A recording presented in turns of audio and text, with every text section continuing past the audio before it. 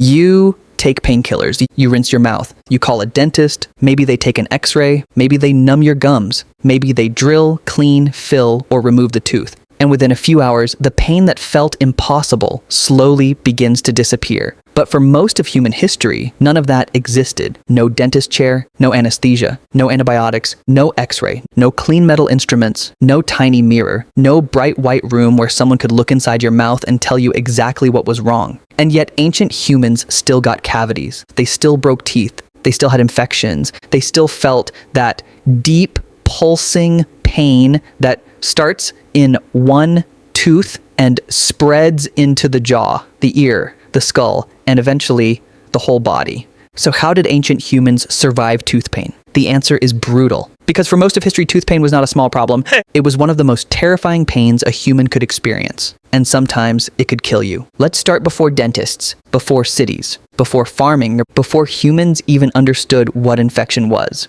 A tooth is not just a bone sitting in your mouth. Inside it is living tissue, nerves, blood vessels, soft pulp hidden beneath hard enamel. So when decay eats deep enough, or when a tooth cracks open, the pain does not stay on the surface. It reaches the nerve. And once infection enters that space, the body has a problem it cannot easily escape. Because the tooth is trapped in the jaw, the pressure builds, the gum swells, the face can swell, the pain can throb with every heartbeat. And in a world without antibiotics, that infection could spread. This is why tooth pain was never just tooth pain, it was hunger. Because chewing became torture. It was weakness. Because pain stole sleep. It was danger. Because a person who could not eat, sleep, or focus was less useful to the group. And in the ancient world, weakness was expensive. But here's the strange part. Ancient humans were not helpless. Long before formal dentistry, they were already trying to fight back. One of the oldest clues comes from teeth themselves. Teeth preserve pain better than almost any other part of the skeleton. Bones break down, skin disappears,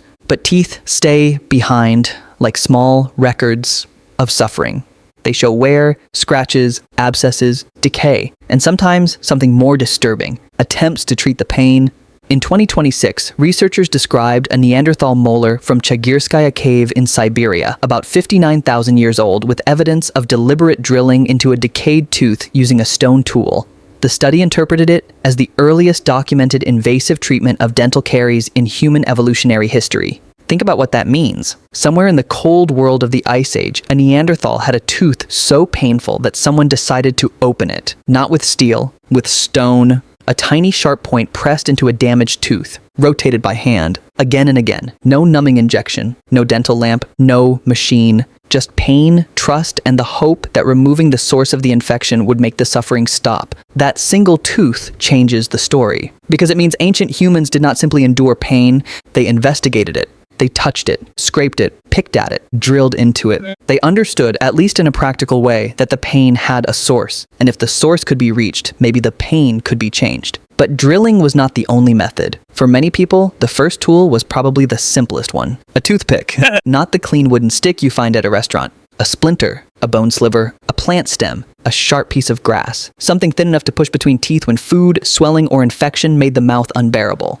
The same Neanderthal tooth also showed toothpick-like grooving, and the researchers noted that toothpick traces have been found in ancient human relatives before. That image is strangely human. Someone sitting in the dark, jaw aching, pushing a tiny object between their teeth, trying to remove pressure, trying to find relief, trying not to cry out. Because before dentistry became science, it was instinct. Press here, scrape there, rinse, chew this, avoid that side, sleep with your face against something cold, eat soft food, wait, hope, and sometimes the pain passed. Not because the tooth healed, but because the nerve died. That was one of the cruel tricks of ancient tooth pain. A tooth could hurt so badly that a person thought they might not survive it. Then, suddenly the pain could fade. To them, it might have seemed like healing, but often it meant the living center of the tooth had died. The infection could still remain, quiet, hidden, waiting inside the jaw. This is why ancient skulls sometimes show abscesses, pockets of infection around tooth roots. Studies of ancient Egyptian remains have found severe tooth wear, pulp exposure, and frequent abscesses. And ancient Egypt shows another part of the story.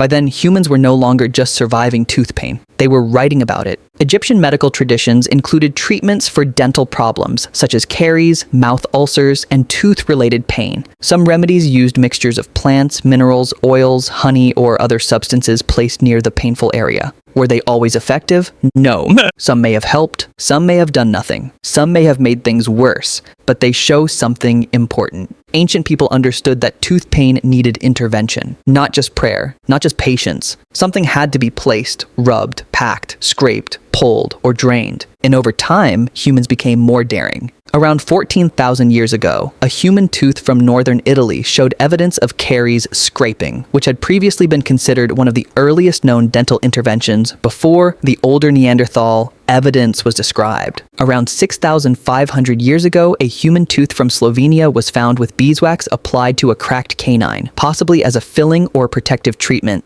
This was not modern dentistry, but it was the beginning of the idea. A tooth could be repaired, a hole could be packed, pain could be managed, damage could be covered, the mouth could be treated like something fixable. But there was another reason tooth pain became worse with civilization. Hunter-gatherers wore their teeth down from tough diets, grit, and hard chewing. But farming brought grains, starches, stored foods, and softer carbohydrate-heavy meals. That changed the chemistry of the mouth. Some ancient hunter-gatherers already had high rates of cavities linked to starchy wild plant foods, and later agricultural diets made dental disease a much larger human problem. Civilization gave humans bread, but bread gave bacteria a feast. The same settled life that created villages, temples, writing, and cities also created more cavities, more infections, more tooth loss, more pain. And the more humans lived together, the more they needed specialists. Someone who knew which plant numbed pain. Someone who had pulled teeth before. Someone brave enough to cut into swelling. Someone steady enough to scrape a tooth while another person screamed.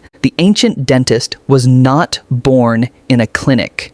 He was born beside firelight, in a village, with dirty hands, sharp tools, and a patient who had run out of options. And that is the part we forget. Ancient humans did not survive tooth pain because they were tougher than us. They survived because they had no choice. They chewed on the other side. They used sticks, they used herbs, they used honey, they used stone. They endured procedures that would terrify a modern person, even with anesthesia. And when nothing worked, they waited for the tooth to fall out, or for the pain to stop, or for the infection to win. Today, tooth pain feels like an emergency. For them, it could become a season of life. A private war inside the skull. No one else could see the nerve, no one else could hear the pressure, but everyone could recognize the face of someone who had not slept. So the history of tooth pain is not really the history of dentistry. It is the history of human desperation. The first toothpick, the first scraped cavity, the first drilled molar, the first beeswax filling, the first person who looked into another human mouth and thought, maybe I can help. Now, when your tooth hurts, you enter a room built from thousands of years of suffering. The light turns on. The chair moves back. The tools are clean. The pain is mapped, numbed, and treated.